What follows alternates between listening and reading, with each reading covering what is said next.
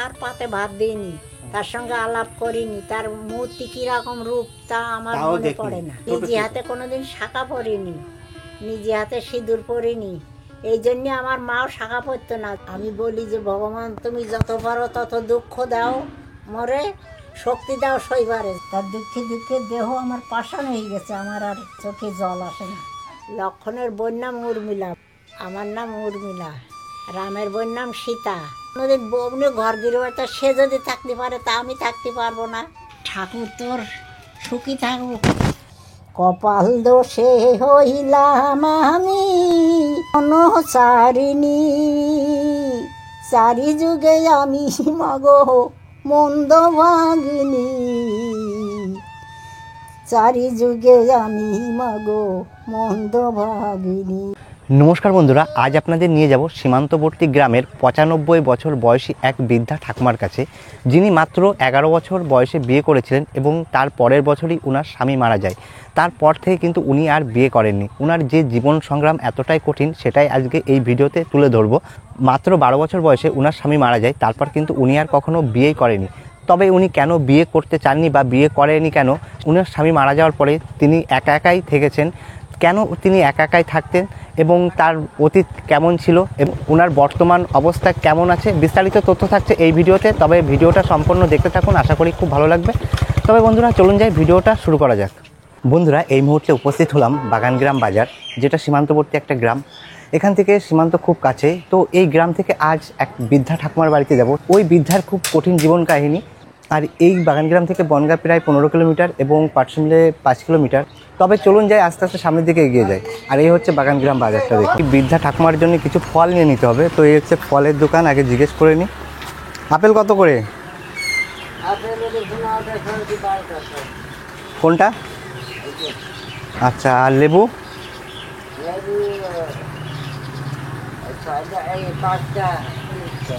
5টা 30 টাকা।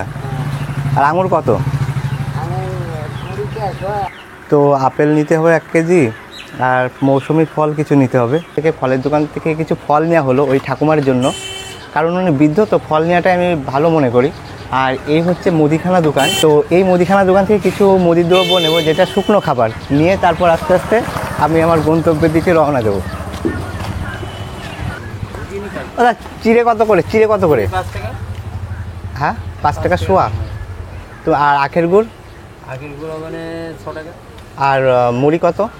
মুড়ি 10 টাকা আর 30 টাকা। পাটালি দিলে ভালো হয়, মুড়ি দাও। বিস্কুট। এই মুদি দোকান থেকে কিছু মুদি দ্রব্য নিয়ে নিলাম। এবার আস্তে আস্তে সামনের দিকে যাব।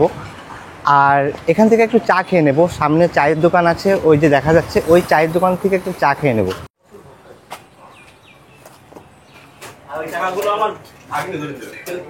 তো আজকে যে ঠাকুমা বা বৃদ্ধার বাড়ি যাব, সেই বৃদ্ধার বাড়ি যাওয়ার আগে এখান থেকে একটু চা খেয়ে। লিকার চা হবে?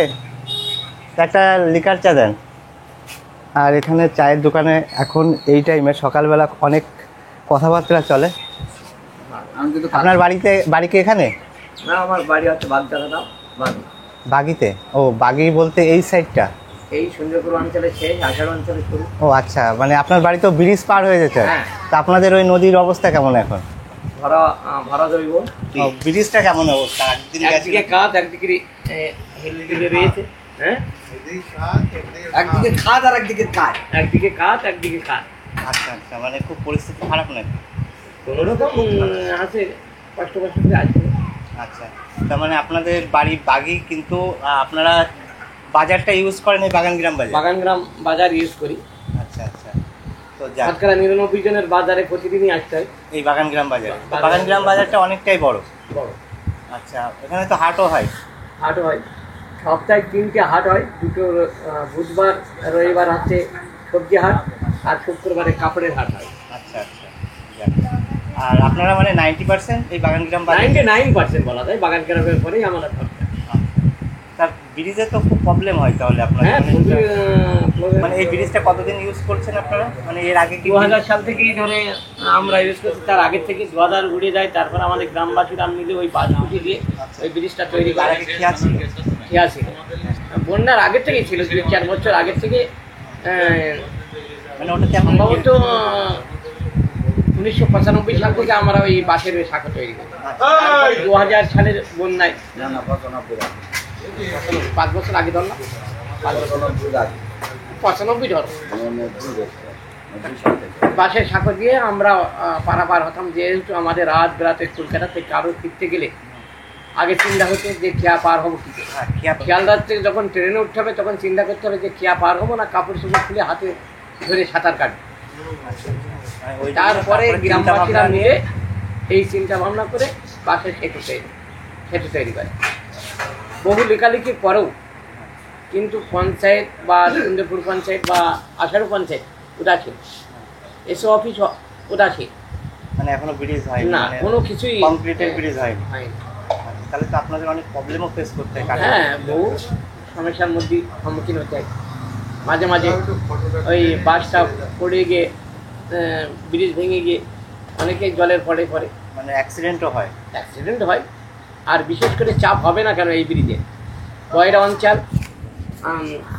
অঞ্চল বাগদার কিছু অংশ, মানে আর মিনিমাম কটা গ্রামের লোকজন একেবারে বয়রা মানে বর্ডার এলাকার একদম বয়রা অঞ্চলে, বয়রার থেকে শুরু করে মালদা না, আমি জিপির কথা বলছি। বয়রা এবং সুন্দরপুর অঞ্চল এবং বাগদা অঞ্চলের কিছু অংশ এই রাস্তা দিয়ে যাতায়াত করে। মানে মিনিমাম কতগুলো গ্রাম হয়? কমপক্ষে 30-35টি গ্রাম। এরপরে নির্বাচন, বিশেষ করে বাইক পার্টিরা এই পথেই আসে। সীমান্তবর্তী গ্রাম বাগান গ্রাম, এটা তো সীমান্তবর্তী গ্রাম। হ্যাঁ, সীমান্তবর্তী গ্রাম। এখান থেকে সীমান্ত কত কিলোমিটার? 3.5 kilometre, 4 kilometre. হ্যাঁ, 3 কিলোমিটার, 3.5 কিলোমিটার। সীমান্ত তো কাছেই। আর এই সীমান্তবর্তী মানুষদের তো অনেক অসুবিধার সম্মুখীনও হতে হয়। হ্যাঁ, তা তো। রাস্তাঘাট ভালো না হলে যা হয়। আচ্ছা, ঠিক আছে, অনেক কিছু জানতে পারলাম, ভালো লাগলো। আমি একটু এবার চা খেয়ে নিই, আমার চা চলে এসছে। চা খেয়ে এবার আপনাদের ওই ব্রিজটা একটু দেখতে যাব। হ্যাঁ, দেখে তারপর আমার যেখানে গন্তব্য আমি সেখানে যাব। বাগানগ্রাম বাজার থেকে এই বাবুদাইয়ের দোকান থেকে চা খাওয়া হয়ে গেল। চাটা সুন্দর বানিয়েছে। এবার এই যে কাকু, এই কাকুদের ব্রিজের অবস্থা খুব খারাপ। তো এই কাকু আমাকে ওই ব্রিজটা দেখাতে নিয়ে যাবে যে ওনারা কোন পরিস্থিতিতে বসবাস করে, ওনাদের যোগাযোগ ব্যবস্থাটা কেমন। তো চলুন আর ওই ব্রিজের কাছে গিয়ে কথা হচ্ছে, ব্রিজটা আপনাদেরও একটু দেখিয়ে দিই। আপনারাও কল্পনা করুন যে কি পরিস্থিতিতে বাগিগ্রামের লোক এই বাগানগাতে প্রতিনিয়ত প্রতি টাইম তাদের সব কিছু দরকার মেটাতে আসে। তো চলুন, কাকুটা দেখুন আমাকে সেই ব্রিজটা দেখাতে নিয়ে যাচ্ছে। মানে কত খারাপ পরিস্থিতি ওই বাগিগ্রামের মানুষের, কত যোগাযোগ ব্যবস্থা কত অনুন্নত। বন্ধুরা, পৌঁছে গেলাম সেই বাঘির ব্রিজে, যেটা শ্যাকো টাইপের। আর নদীতে কিন্তু এখন জলে পরিপূর্ণ।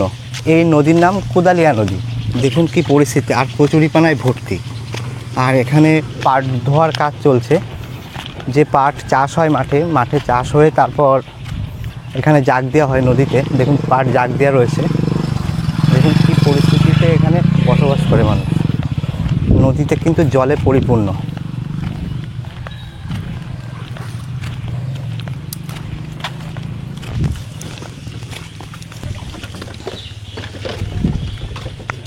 আর এই যে ব্রিজটা, এটা পুরো বাঁশের ব্রিজ। তো এই ব্রিজ দিয়ে মানুষ কীভাবে যাতায়াত করে বা যোগাযোগ স্থাপন করে দেখুন। একটা বাইক আসলে কিন্তু আর একটা বাইক যেতে পারছে না। ব্রিজের অবস্থা এতটাই খারাপ, কোথাও কোথাও আবার ভাঙা।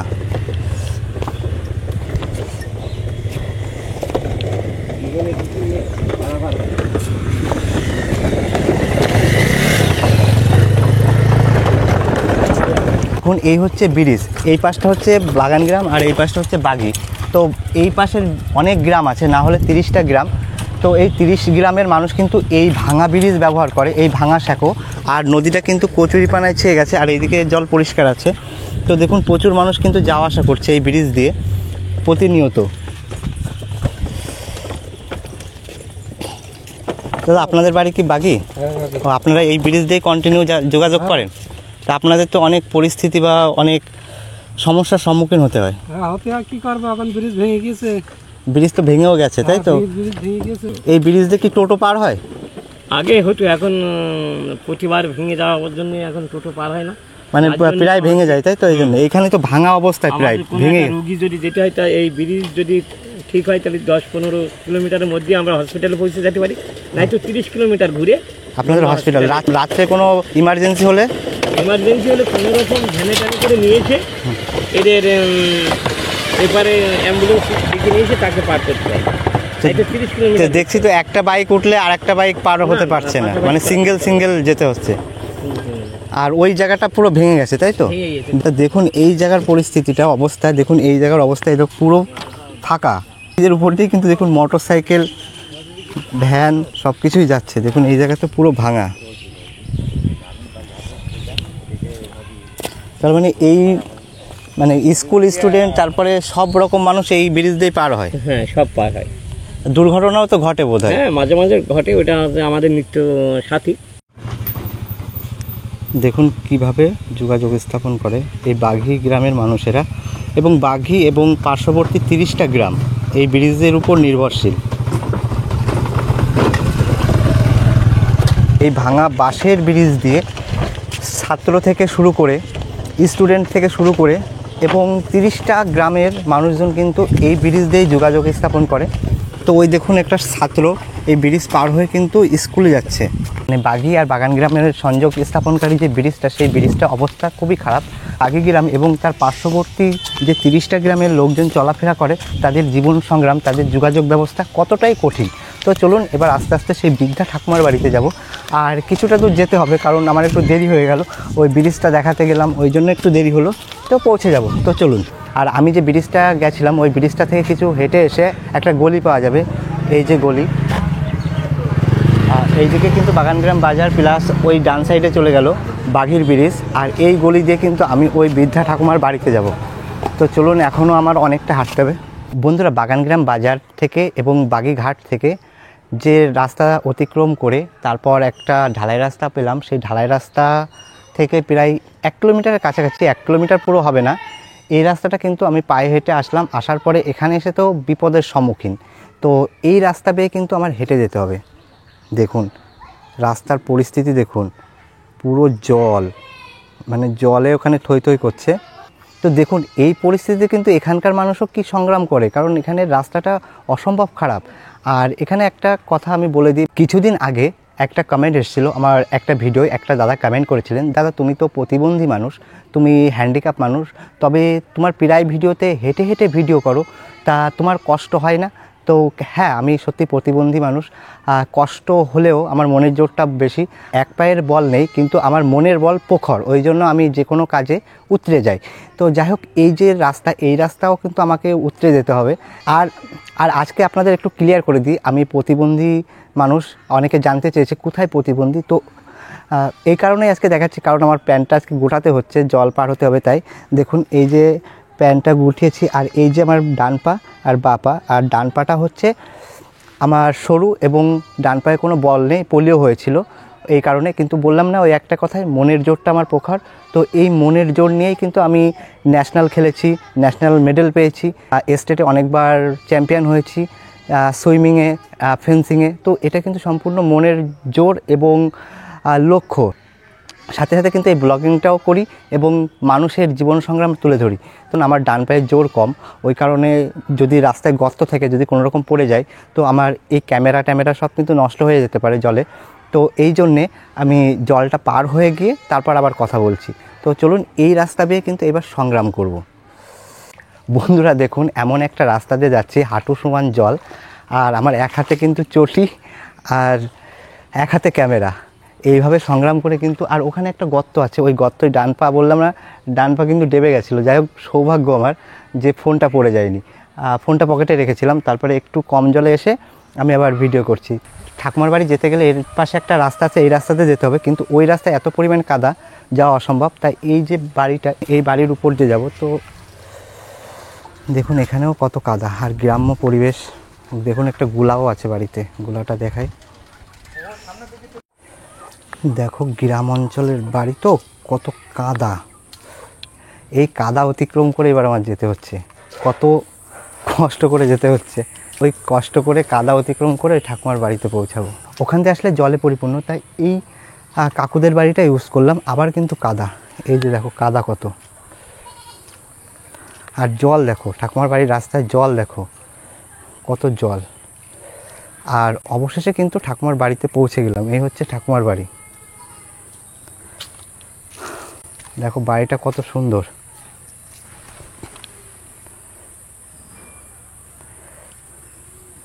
ওই যে ঠাকুমা কাজ করছে। ও ঠাকুমা, ভালো আছো তো? ভালো না। কেন, শরীর খারাপ? শরীর খারাপ না। এ বাবা, স্নান করলে এখন? হ্যাঁ, তো তোমার বাড়ি আসতে গেলে তো জল, হাঁটু সমান জল পেরিয়ে আসতে হচ্ছে।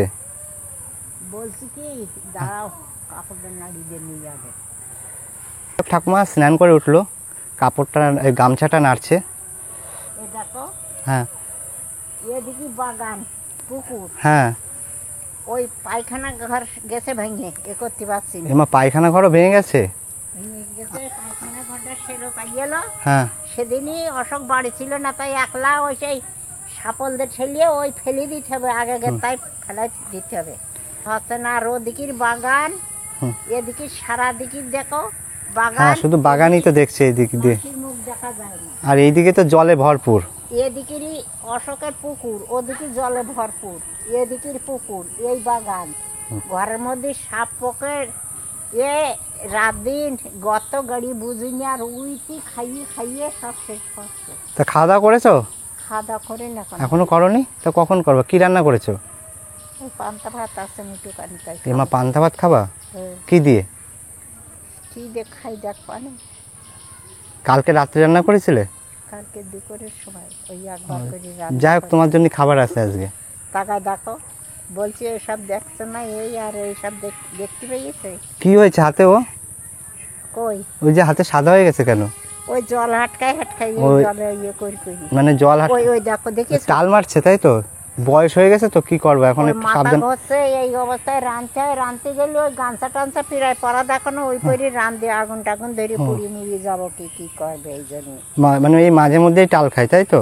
হুম, কি অবস্থা মাঝে দেখো। মধ্যে না, পিড়ায় টাল খায় মাথা, পিড়ায় মাথা টাল খায়। দাঁড়াও, আমি একটু পা ধুয়ে আসি। তোমার বাড়ি আসতে গিয়ে দেখো জুতো হাতে, পায়ে কাদা, তা ধুয়ে তারপর তোমার সাথে কথা বলছি। ঠাকুমার বাড়িতে পৌঁছে গেলাম এবং ঠাকুমাকে পেয়েও গেলাম। এই হচ্ছে ঠাকুমা, আর ঠাকুমার বাড়ি এই। ঠাকুমার বাড়িতে ব্যাগটা রেখে হাত পা ধুয়ে তারপর ঠাকুমার সঙ্গে যাবতীয় কথা হচ্ছে। তো ঠাকুমা কিন্তু এই যে হাত পা ধুচ্ছে, স্নান হয়ে গেছে ঠাকুমার।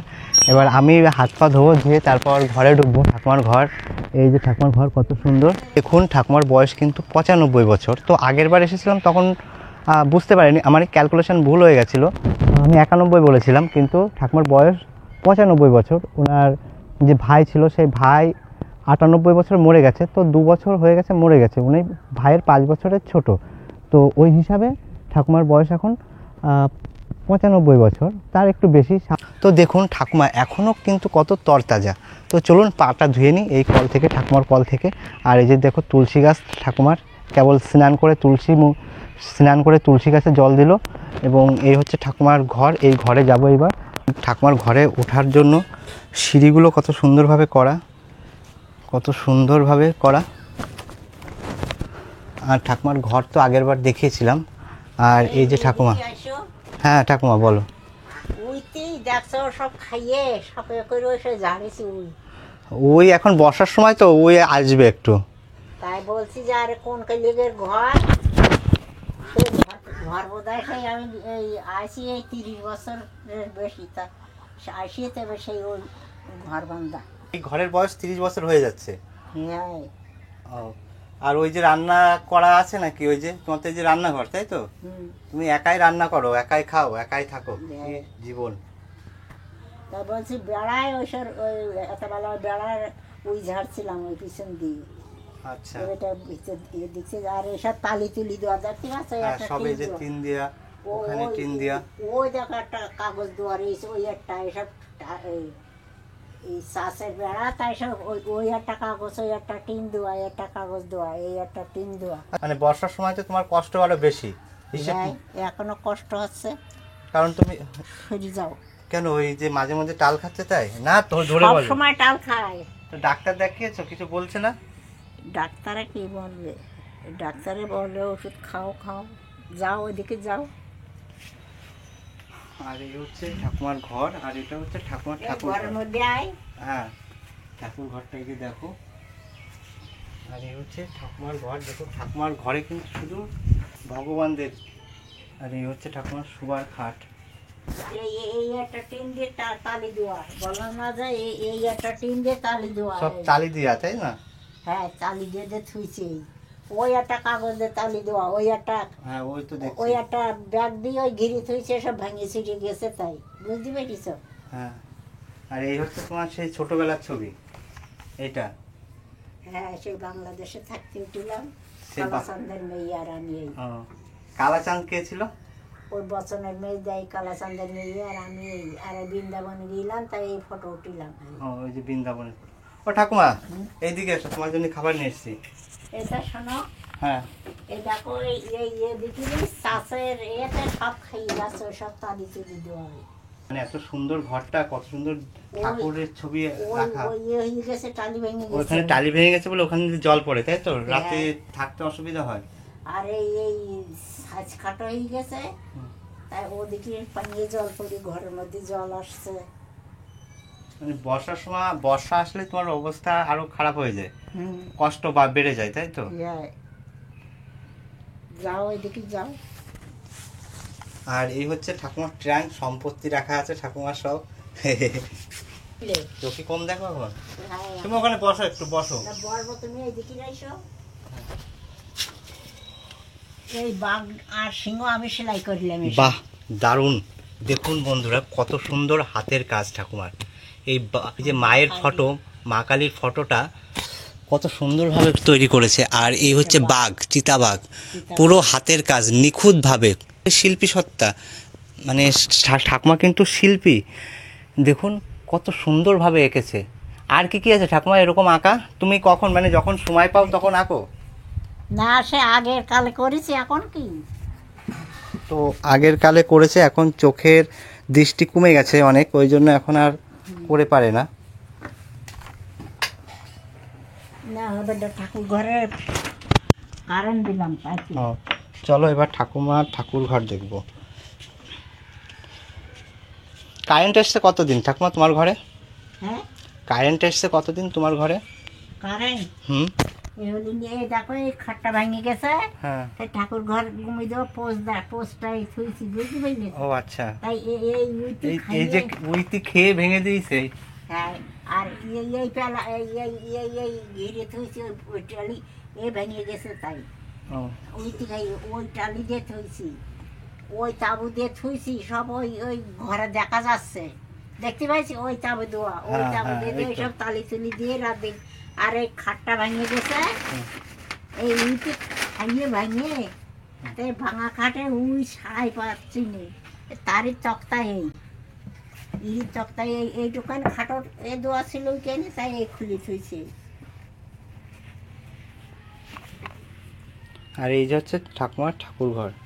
আর এই দেখো, এইসব খাইয়ে সব সব উইতি খেয়ে নিচ্ছে, তাই তো? হ্যাঁ। আর বয়স হয়ে গেছে তো ঘরের অনেক, তোমার যেরকম বয়স হয়েছে ঘরেরও বয়স হয়ে গেছে।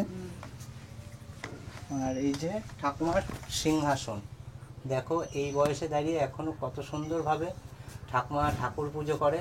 আবার শ্রী ভগবত গীতা রাখা আছে, বাহ খুব সুন্দর। দেখো এই 95 বছর বয়সী ঠাকুমার মনের যে ভক্তি, মনের যে শক্তি এখনো অটুট। ঠাকুর সেবা দিয়ে করে বসাই। ওই আসনটা কি তোমার হাতের তৈরি? এই আসনটা তুমি কিনেছিলে, তাই তো? বসে ঠাকুর পুজো করার জন্য। এইখানে বসে ঠাকুর পুজো দিয়ে, ঠাকুরের পুজো এই ছোট পুজোটা এই জায়গায় দিয়ে, তবে এই ঠাকুরের এই পুজো দিয়ে। আচ্ছা আচ্ছা, এই তো বুঝতে পারলাম। আসো, দেখতে পেলাম তোমার ঠাকুর ঘর। কিন্তু জপের, তুমি কি প্রত্যেকদিন জপ করো ঠাকুমা মালা? হ্যাঁ, বাসি রাখতে নেই। ও, মানে প্রত্যেকদিন জপ করতে হয়, তাই তো? একবার করেই করো? হ্যাঁ। যাক ভালো। এই যে জপের মালাটা, বাহ খুব সুন্দর। আসো ঠাকুমা এবার এদিকে দেখো, কত বাড়িটা কিন্তু অনেক বড় ঠাকুমার। এক পাশে, এই পাশে হচ্ছে রান্নাঘর, খাওয়া দাওয়ার জায়গা, আর ওই পাশে ঠাকুর ঘর, আর একটা খাট আছে কিছু রাখে, আর এইটা হচ্ছে ঠাকুমার থাকার ঘর। দাঁড়াও, ঘর আসবা। হুম, এই দেখো, রাম লক্ষণ সীতা দেবী। হ্যাঁ এই তো রাম লক্ষণ আর সীতা। এই সমস্ত ফটো। তুমি এইসব সব ফটো কিনে এনে রেখে দিয়েছিলে তাই তো? আর এই দেখো এই সব এর ভরসায় ঘরে থাকি, ইনারা আমার চকি দেয়। এই ভগবানই তোমার চকি দেয় তাই তো? এই দেখো এই নিমাই, এই কৃষ্ণ আর এই দ্রৌপদীর বস্ত্রহরণ, এরা 100 ভাই হ্যাঁ এই পাশা খেলায় ঠকে গেছে, পাশা খেলা করছিল, হ্যাঁ তাই এই এরা 5 ভাই আর এরা 100 ভাই, তাই এসে পাশা খেলায় ঠকে গেছে, এসে পাশারে রয়েছে, তাই এই অপমানি করছে, দ্রৌপদীর বস্ত্রহরণ করছে এরাই। হ্যাঁ আর এরা 5 ভাই এই মুখ অন্ধকার করে বসে আছে, আর এই যত দেব দেবতা সব কি সবাই চিন্তা করছে যে কি করছে, আর কৃষ্ণ কাপড় জোগাচ্ছে। হ্যাঁ ভগবান, আচ্ছা তুমি তো পুরো ভগবানের ভরসায় এখানে আছো সব। রয়েছে আসি। হ্যাঁ মানে কথাটা ভালো লাগলো যে তোমার সব ভগবানরাই তোমার পাহারা দেয়, মানে এই বয়সে দাঁড়িয়ে 95 বছর বয়সে দাঁড়িয়ে তুমি এখনো কত শক্ত, আর তোমার মনের জোরও তো অনেক প্রখর। পুজো পুজো দিতে হয়। হ্যাঁ তাই এই দেখো ওই যে রাম হ্যাঁ রাবণের যুদ্ধ হচ্ছে, ওই রাম আর রাবণের যুদ্ধ। আর এই হচ্ছে মা দুর্গা হ্যাঁ অসুরের সঙ্গে যুদ্ধ করছে ওই, হুম। আর ওই মহাদেব বসে আছে ওই। আচ্ছা এই এই সীতা দেবী, গৌর নিতাই, অদ্বৈত গোসাই, শ্রীবাস পণ্ডিত, এইটাই আছে, ওইটাই রাধাকৃষ্ণ, এই পরপর রাধাকৃষ্ণ, সব আর দেবদেবীর ফটো এইভাবে ওই রাধাকৃষ্ণ, রেখেছো? ওই রাধাকৃষ্ণ, এই তোমার রাধাকৃষ্ণ, মাথার গোড়ায় তো সব রাধা কৃষ্ণ। সব বেড়াতে বেড়াতে পা দেখি থুইনি। এখানে গুরুত্বপূর্ণ একটা কথা বললো যে দেবদেবীর ফটো কিন্তু পায়ের দিকে রাখতে নেই, তো 3 দিকেই আছে, এইদিকে আছে, মাথার দিকে আছে, এই পাশেও দরজার পাশেও আছে, কিন্তু পায়ের দিকে কিন্তু কোনো দেবদেবীর ফটো নেই। আর এখানে রাখা আছে দেখুন, এখানে দেখো হুম। রাম বনে যাচ্ছে, হ্যাঁ ওই সেই 14 বছরের হলো, বলে যে ছোট মা কই কই বলে এলো যে হ্যাঁ। তোমার রামের বনে দিতে হবে 14 বছর, আর আমার ভরতের রাজা করতে হবে। হ্যাঁ তাই এই রাম লক্ষণ যাচ্ছে, সীতা দেবী বলছে হুম। যে আমি স্বামী যদি আমার বনে যায় তা আমি রাজ সিংহাসনে থাকবো কি জন্য, হ্যাঁ। অযোধ্যায়, বুঝতে পারলে? হ্যাঁ হ্যাঁ তাই এই সীতাও সেই সঙ্গে সব যত অলস্টার সব খুলি থিয়েছে, হ্যাঁ মানে অলংকার তাই তো? অলঙ্কার সব খুলি থিয়ে, তাই ওই সীতা দেবী এই মুখের দিকে তাকাই রয়েছে। হ্যাঁ। আর এই মাধব মাঝি পার করছে, মাধবের জাজিয়ে রাম সেইটি বনে যাচ্ছে, তাই মাধবের মুখ অন্ধকার হ্যাঁ করতে ওই তো পারছে। দেখছি মুখটা ওরকম অন্ধকার করে রাখার কারণটা কি? ওই অন্ধকার এদের পার করে দিয়েছে দেখতে আজকে চায়, ভগবান রাম সীতা তাদের বনে যাচ্ছে, তাদের আমি পার করে দিচ্ছি, তাই এই মুখ অন্ধকার, বুঝতে পেরেছ? হ্যাঁ বুঝলাম। আর উপরে তো জগন্নাথ রাধা কৃষ্ণ। হ্যাঁ এই জগন্নাথ। এটা কি এর আগেও একবার এসেছিলাম, তোমার কাহিনী শুনেছি, তা অনেকে বলছে যে ওই ঠাকুমার কাছে আবার একটু যাও, ওই ঠাকুমার খুব ভালো লাগে। হ্যাঁ ওই তো অনেকে ভালোবাসে তোমার, আমি তো আগেরবার করেছিলাম, অনেকে দেখেছিল। তোমার তো বিয়ে হয়েছিল খুব অল্প বয়সে, যখন তোমার বিয়ে হয়েছিল তখন তোমার বয়স কত ছিল বলবে? আমি আর দাঁড়াতে পারছি না, তুমি বসো। না তুমি বসো, তুমি বসো, না, এই মাটিতেই বসছি। আমি মাটিতে বসছি। এই দেখো হ্যাঁ বল। বসছি এই, আবার যখন উঠবা না সেখানে এরকম করে উঠবা না। মানে এখন বয়স হয়ে গেছে তোমার, তো এখন খুব কষ্টের সময়। ওই তাই বলছি যে ওই কি বলছিলাম, যে তোমার বিয়ের মানে কত বছরের? বিয়ে হয়েছিল 11 বছরের বয়সে। মাত্র 11 বছর বয়সে? 11 বছরে বিয়ে হলি, এ বছর গোভাগ্নে আমার বিয়ে হলো, তার ফিরে গোভাগ্নে আমার মেজে শ্বশুরের ছেলে কালাচাঁদের বিয়ে হলো, 34 মাসে বউ ভাত করলে, আর সে লোক এলো আমার নিয়ে যায়নি বিয়ে করে। হ্যাঁ সংসারে 20-40 জন লোক ছিল, 3টে মাইন্দার ছিল, একটা মেয়ে লোক কাজের লোক মানে ছিল। তোমার ভালো ঘরেই বিয়ে হয়েছিল তাই তো? হ্যাঁ বিশ্বের ঘরে। আচ্ছা আচ্ছা। তারপরে তোমার বিয়ের কতদিন পরে তোমার স্বামী মারা গেছে?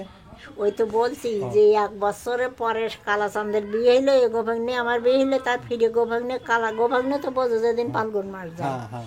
আর সেই 34 মাসের এই আমার নিয়ে যায়নি বউ ভাতে। ও আচ্ছা আচ্ছা। ওই সেই ওর বিয়ে দিয়ে 2 ছেলে একসঙ্গে, ভাইপো দিয়ে আর আমার দিয়ে একসঙ্গে, ভাইপতির বউ দিয়ে আর আমার দিয়ে একসঙ্গে বউ ভাত করলে, এই সেই 34 মাসের এই পড়লে তো তারপর সে বিয়ে সে বউ ভাত করলে চৈত্র মাসে বৈশাখ মাসে আর ষষ্ঠীতে কি 10 মন্দে মাইনেল কি না তা আমার মনে নেই, আমি বলতে পারিনি। আমি নিজে হাতে কোনো দিন শাঁকা এ দেখ আজকের এই কৃষ্ণরা কই ওই তো কৃষ্ণ। আমার মাথার পরে, তাই বলছি আমি নিজে হাতে কোনো দিন সিঁদুর পরিনি, হ্যাঁ। বুঝতে পেরেছ? আচ্ছা। এরকম ছোট ছিলাম তুমি নিজে হাতে সিন্দুর পরনি, শাখাও পরনি। না। আর কোনোদিন স্বামীর পাতে ভাতও দিইনি। আগে তো ওই মশাল নিয়ে যাইতো মাঠে আগুন, কি হুকু কলকে খাইতো, তাও কোনোদিন কলকে একটু আগুন দিয়েও দিই না, তার সঙ্গে কথাও বলি না আমি কোনোদিন। মানে তোমার সেই- বরের সাথে কোনোদিন কথাও বলোনি, কোনোদিন কোনো ভাতও দেওনি, কোনোদিন কোনোদিন মানে কি বলবো, কি করুণ কাহিনী। মানে ওই সংসারে মেলা লোক আর আমরা ছোট মানুষ, আমাদের তো ভাত দেওয়াইতো তখন না। মাত্র 11 বছর বয়স, তুমি কি বোঝো? এই হয়। তো 1 বছর পর ওই বউ ভাতেলি যাই ওই সেই কবে কয়দিনে ছিলাম বিয়ের এতে চলে আসলাম। তারপরে মরে গেল। মরে গেলি ওই আমাদের ওই কানাইনগর ওই পাড়ায় সাগরের হইলো বুনাই, সেতে আসছিল বাইলের হাটেতে, দেখাইলো আমার বাবার সঙ্গে। তা আমার বাবার বলেছে কি যে তোমার জামাই মরে গেছে আজ 3 দিন। তা বলছে যে 3 দিন মরে গেছে, তা তো সংবাদ দিইনি। এক বাবার এক ছেলে ছিল, বুঝতে পারলে? এক বাবার এক ছেলে ছিল থাকলে এখন আলাদা একটা গরু ছিল, আলাদা গোলা ছিল আমার শ্বশুরের। শ্বশুর শাশুড়ি আগে মরে গেলে, মেজি শ্বশুর ছিল আর বড় শাশুড়ি, তারা এই একসঙ্গে করিয়া এইসব খাইতে। তাইও মনে করছে যে এই জিনিস কটা আগে বের করে নিই, একটা গরু ছিল, বুঝতে পারলে? উত্তরে ফুতায় ঘর ছিল, সে ঘরের সে চৌরি ঘর, সে তাতে ধান চাল বোঝায়। আর মনে করছে জিনিসপত্র কটা আগে বের করে নিয়ে তবে সংবাদ দেবো, বুঝতে পেরেছ? আর আমার যশোর নিয়ে যাইয়ে 5 মৌজায় জমি ছিল, গোবিন্দপুর মৌজায় 24 বিঘে জমি। তাই এইখান থেকে যেরকম বাগিও পার ওই রকম আর এই খাইলে করি। তাই 24 বিঘে জমি যশোর আমার সিনেমা দেখার নাম করে নিয়ে গেছিল আমার বড় শাশুড়ি, গেছিল সঙ্গে, আর বড় শাশুড়ি বড় পুতির বউ নিয়ে যাইয়ে যশোর যখনই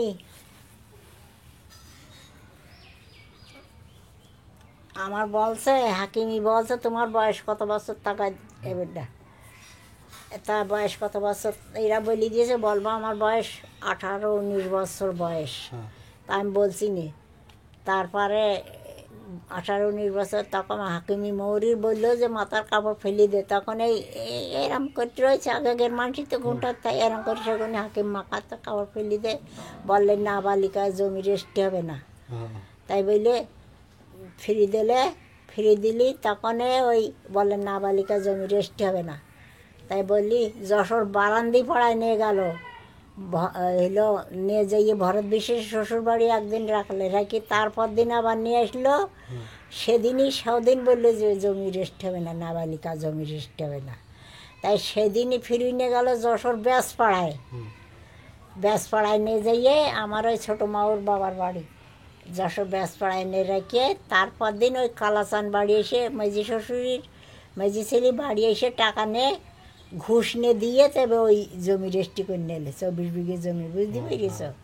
আচ্ছা ঠাকুমা, তো তোমার তো মাত্র মানে যে 11 বছরে বিয়ে হয়েছে, তা পরের বছরই স্বামী মারা গেছে, তারপরে আর তুমি বিয়ে করনি কেন? আগের কালে সমাজেতে ছিল মানুষের আচ্ছা। বিধবা লোক হলেই তাদের হইলো এই আমার বিয়ে হয়েছে, আবার যদি বিয়ে হয়ে যেত তোমরা একটা কাজে আমার নোবা না আই নিত না, বুঝতে পারলে? এক ঘড়ি করতে হইতো। তারপরে এই জন্যই বাবা মা মল্ল গোষ্ঠী বড় গোষ্ঠী আর আমরা শ্বশুরবাড়ি বিশেষ গোষ্ঠী, এই জন্যই বিয়ে দিইনি, বুঝতে পারলে? আর আমি জ্ঞান বুদ্ধি বিয়ে করিনি, কতজন বিয়ে করতে চাইছিল, তাও করনি কেন সেটাই তো জানতে চাচ্ছি। তা করিনি আমি। তুমি তো যৌবন বয়সে তুমি খুব সুন্দরী ছিলে, হ্যাঁ, তারপরে মানে 11 বছর বয়সে বিয়ে হয়, 12 বছর বয়সে তোমার স্বামী মারা যায়, তারপরে তুমি পিছে আর বিয়েই করনি, কেন করনি সেটাই আমি জানতে চাইছি। এই লক্ষণ কোনো দিন, লক্ষণের বোন নাম উর্মিলা, আমার নাম উর্মিলা, আর রামের বোন নাম সীতা, আচ্ছা, বুঝতে পারলো? হ্যাঁ। হ্যাঁ, রামের বউ সীতা, লক্ষণের বউ হচ্ছে উর্মিলা। হুম। আচ্ছা, তোমার নামও উর্মিলা। সে যখন এত কষ্ট করি বউনে গৃহমাস করিন কোনোদিন এই দেখতে পেলে এই এতে হ্যাঁ তুমি বলো, এখান থেকে বলো। তাই বলছে যে কোনোদিন বউনে ঘর গৃহবাস, তা সে যদি থাকতে পারে তা আমি থাকতে পারবো না। ঠাকুমা কিন্তু সেই সময় কত সুন্দরী ছিল, তাও কিন্তু যে হ্যাঁ লক্ষণ যেখানে সংসার করতে পারলো না, লক্ষণের বউ ঘর গৃহবাস করতে পারলে না, মানে গৃহ করতে পারেনি, তাই তো? আর তুমিও গৃহ করতে পারো না, ওর জন্য কোনো তোমার শোক দুঃখ নেই, তাই না? না লক্ষণ বউনে কোনোদিন ঘর গৃহবাস করিনি। হ্যাঁ তাই সেই আমি, আমার নামও উর্মিলা, তা আমারও মনে পড়ে না ও স্বামীর কথা। ও একটা ফটো দেখাচ্ছি না, হুম।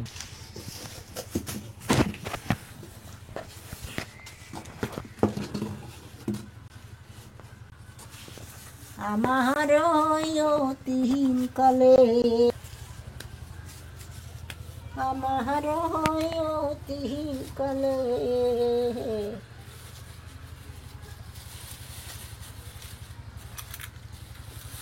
বাহ,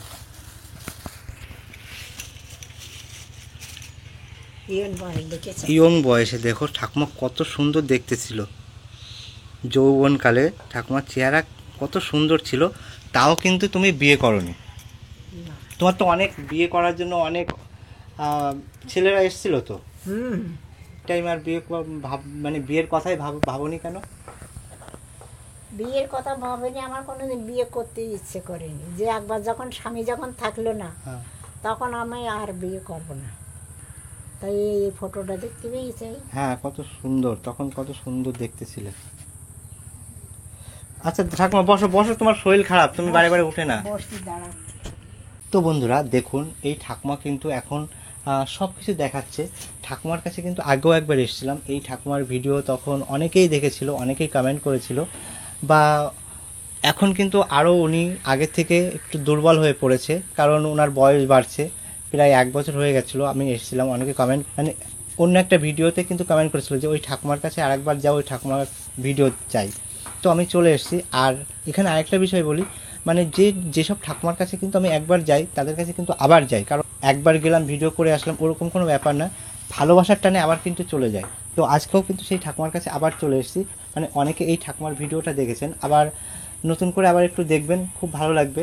খাচ্ছে এই যে ঠাকুমা, একটা ফটো দেখ, বাহ সেই এই তোলায়।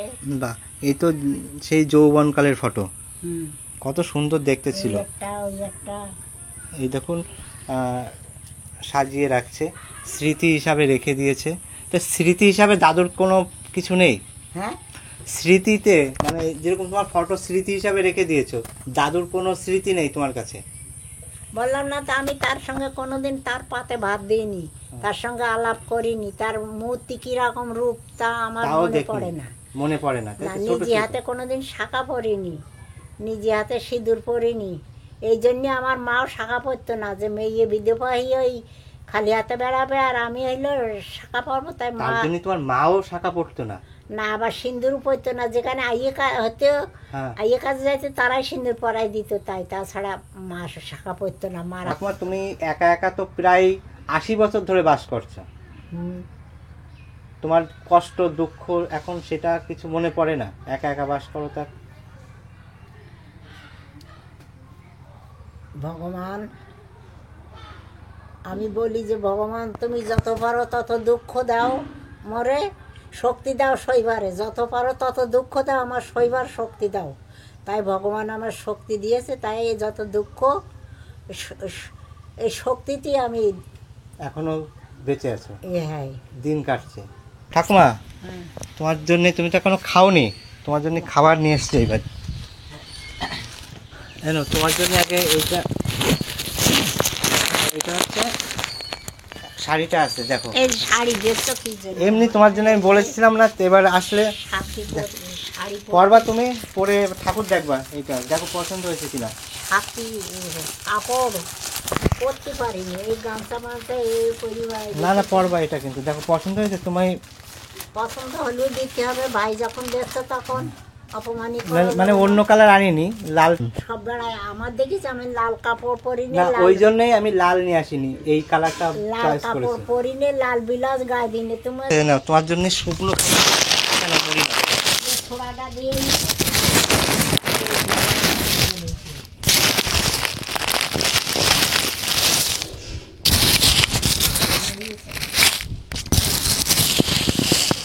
কেন কলে বলো চান করা কাটতে পারিনি, এই রঙিনী কাপড় আরো ভালো হলো। কেমন হয়েছে? ভালোই। আর এই যে শুকনো খাবার দিয়ে গেলাম, এগুলো খাবার, ঠিক আছে? আর যখন মানে রান্না করতে কষ্ট হবে তখন ওই চিড়ে গুড় দিয়ে গেলাম, আর তখন ওই চিড়ে গুড় চিড়ে জলে ভিজিয়ে গুড় দিয়ে খেয়ে নিবা, ভালো লাগবে। এইটাই এত গাদা ইয়ে নিষ্কেন খাবারে।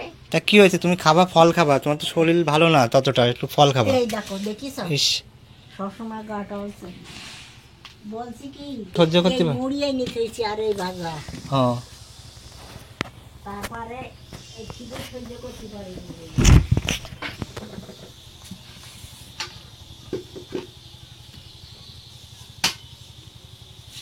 আর চিড়েও কনে আছে। যাই হোক, এই যে তোমার জন্য চিড়ে, মুড়ি, আখের গুড় আর ফল আর বিস্কুটও দিয়ে গেলাম, যাতে তুমি চা আছে তো বাড়ি, চা খাও। চা খাইনি, চা করতে পারিনি বলে চা খাইনি। ও, ওই জন্য চাটা আনিনি। এই দেখো হুম। এটার সময় রাঁধতে পারিনি বলে এই সব কিনে কিনে থুইছি, ওই ভাজা দিয়ে মুড়ি না, দিয়ে। ভালো করেছো, ওই জন্য আমি ওইটা বুঝেই আমি চিড়েটা মুড়িটা নিয়ে এসেছি।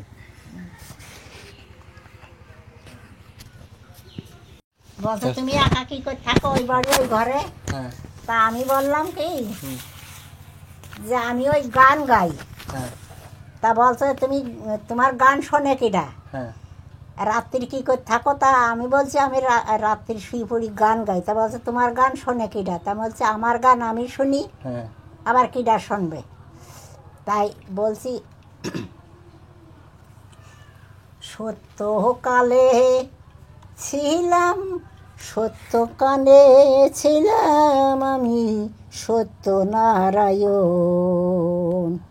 তেতা কালে হইলাম আমি,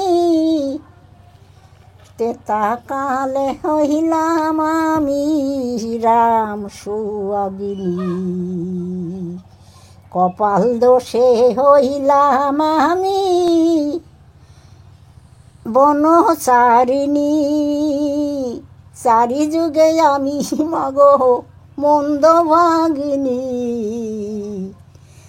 চারি যুগে আমি মাগো মন্দ ভাগিনী। আমি যে গান গাই ওই শুয়ে পড়িয়ে কত রকম গান মনে আচ্ছা, হয়। মানে এই যে রাতে থাকো, একা একা থাকো, তোমার ভয় লাগে না এখন? তাই না? কোনো ভয় লাগে না? ভয় লাগে না, ওই গান টান গাই, এতে তো ভয় লাগে না। আর তোমার চারিপাশেই তো সব ভগবানরা রয়েছে, হ্যাঁ। তোমার গান কেউ শুনুক না শুনুক, ভগবান ঠিক শোনে, নাহলে তুমি এত স্ট্রং থাকো কি করে? হলো দুঃখে কান্না বা চোখের জল এরকম আসে? চোখের জল আসে না, চোখের জল আসে না সহজে, তাই না? মানে তোমার দুঃখ পেতে পেতে পেতে পেতে আর দুঃখ কিছুই মনে হয় না। দুঃখ যাদের কি দুঃখ যদি দেও মরে শক্তি দেও সইবারে, তার দুঃখে দুঃখে দেহ আমার পাষাণ হয়ে গেছে, আমার আর চোখে জল আসে না। তাহলে দেখুন বন্ধুরা, মানুষের সংগ্রাম। যাই হোক, এখানে একটা জিনিস আমার খুব ভালো লাগছে, তো ঠাকুমার জন্য আমি একটা চয়েস করে শাড়ি নিয়ে এসেছি, তা আনন্দে কিন্তু পরে আমার সামনে এসছে, তো এটা দেখে আমার খুব ভালো লাগছে, সত্যি খুব ভালো লাগছে। শাড়িটা দেখাইলে এই জন্যই তোমার সামনের শাড়িটা পরি দেখালাম, আমি হাতে ঘরে থাকান কবে পরবার না পরবার না। ওই জন্যই তুমি পরে নিলে সঙ্গে সঙ্গে। তো দেখেছো ঠাকুমার মন কত কত সুন্দর মনে, মানে আমি নিয়ে আসলাম বলে কবে পরবে না পরবে ঠিক নেই, তাই আমার সামনে পরে নিল, তো ভালো লাগলো। এই শাড়িতে ঠাকুমার তো খুব সুন্দর লাগছে, আর আপনারা কমেন্ট করবেন ঠাকুমার কেমন লাগছে আজকে, তো আপনাদের কমেন্টের আশায়ও রইব। আমি একজন প্রতিবন্ধী মানুষ, আমারও কিন্তু পায়ের প্রবলেম আছে, আমারও কিন্তু অনেক দুঃখ আছে, আমারও লাইফে অনেক কাহিনী আছে, তো আমার কাহিনী কিন্তু শোনার মতন মানুষ কেউ নেই, তো কাউকে আমি বলিও না। তবে আমার মতন মানুষ যারা যারা খুব একাকিত্ব নিয়ে থাকে, কষ্ট নিয়ে থাকে, তাদের কাহিনী ওই জন্য আমার বলতে বা তাদের কাহিনী তুলে ধরতে আমার খুব ভালো লাগে। মানে আমারটা না হোক, আমি তো অন্য একজনের তো তুলে ধরছি, এতেও আমি খুব শান্তি পাই। তো যাই হোক, এই ঠাকুমার কাছে আগেও একবার এসেছিলাম, আজকেও এসেছি, তো তেমন কিছু দিতে পারিনি, আমার ক্ষমতা নেই, আমার ইনকাম সোর্স খুব খারাপ, আমি কিন্তু একটা টোটো চালক, আমি ইন্টারন্যাশনাল খেলা করলে হবে কি, আমার কিন্তু এখন মানে আমার সোর্স কিন্তু কি, মাঝে মধ্যে টোটো চালাই, ওই টোটোতে যা ইনকাম হয়। তো অনেকে জিজ্ঞেস করে দাদা তুমি কি করো, আমি কিন্তু তেমন কিছু করি না, আমি খেলাধুলা করি, তো খেলাধুলায় কিন্তু কোনো ইনকাম হয় না, ইন্টারন্যাশনাল খেলোয়াড় তবুও কিন্তু সেইভাবে কোনো ইনকাম করতে পারি না।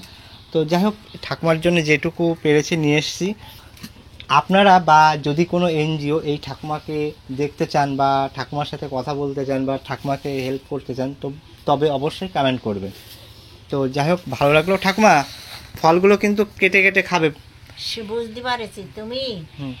নিজে আয় করতে পারো না নিজে, তাই তা তুমি এত জিনিস নিয়ে এসেছো কেন? তা কি হয়েছে ঠাকুমা, ভালোবাসা। আমার বউ ছেলে মেয়ে নেই যে তাদের খাওয়াতে হবে। 500 টাকা জিনিস নিয়ে আসলে কেন?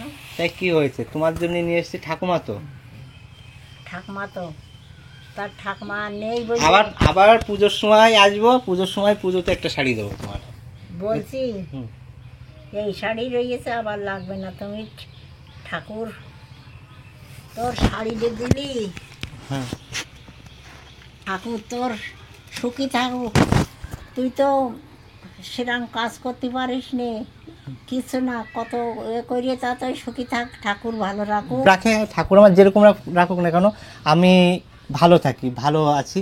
তোমরা যদি ভালোবাসা দাও, আশীর্বাদ দাও, সেটাই আমার অনেক। ঠাকুর ভালো রাখুক, দেহ ভালো রাখুক, চলি চর্মে খাতি পারুক, ঠাকুর বিয়েটা আমার আর দিয়ে দাও। আরেকটা কথা বলি, কিছু পারি না পারি, যদি আমি আরো বেশি ইনকাম করতে পারি, আরো অনেক কিছু, আরো যদি ইনকাম করতে পারি, আরো বড় জায়গায় যেতে পারি, তোমাদের মতন মানুষ যারা আছে, ঠাকুমা যারা আছে, তাদের আমি সব সময় পাশে আছি। বলছি কি ওই গান গাবো? গাও। আমার বলে আর খিদে নেই বলে। কেন খিদে নেই কেন? আর এমাকে কি বলছো, ঠাকুমার বলছে আর খিদে নেই। ভগবানের নাম ওই গান গাচ্ছি, কথা বলছি, আর কথা খিদে নেই, হ্যাঁ। কষ্ট হচ্ছে না। বলছি ও নিমাই দাঁড়া রে,